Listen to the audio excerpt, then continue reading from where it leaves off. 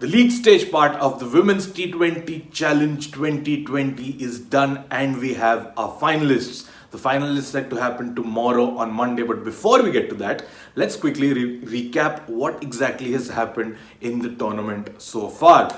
We started off the tournament on the 4th of November. As you all know, this was a very short tournament in which only 3 teams were taking part in, and in the league stage, they were taking on the other team only once throughout the tournament. So basically, each team was only playing 2 league games before the top 2 advanced to the final.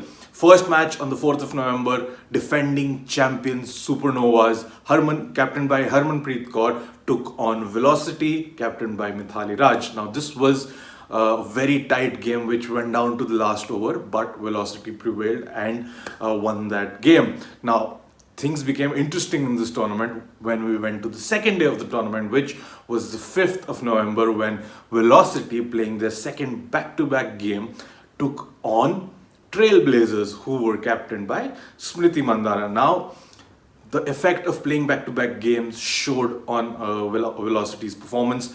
When batting first, they were bundled out for a score under 50, and Trailblazers chased that with utmost ease. Now that caused Velocity's net run rate to fall off a cliff, and then they needed a favourable result in the final league match, which happened yesterday between the Trailblazers and the Supernovas.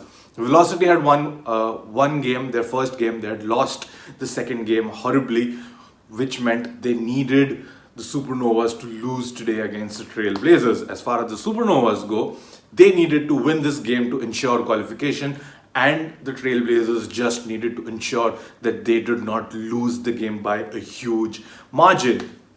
But after the match got over yesterday, it was again a very tight finish, which went down again to the last over. The Supernovas prevailed. They won the match in the last over, and hence Supernovas and Trailblazers are now in the finals. And Velocity, because of that one bad loss that they had in their second game, are now knocked out of the tournament. So Monday, the final will be played between Harmanpreet Kaur's Supernova, the defending champions, and Smriti Mandhana's Trailblazers. Now both these teams have some big players, especially the Indian contingent itself. You talk about Harmanpreet Kaur and Smriti Mandhana.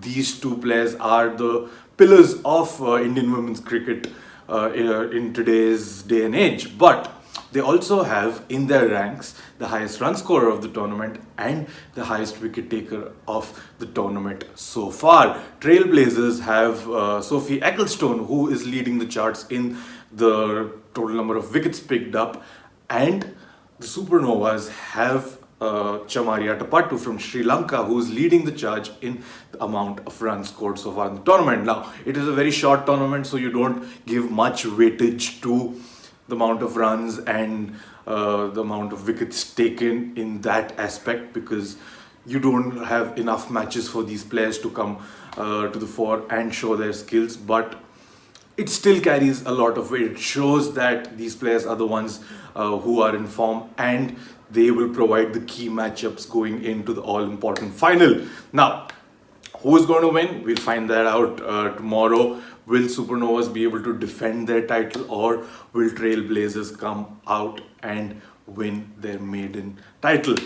Monday, the final.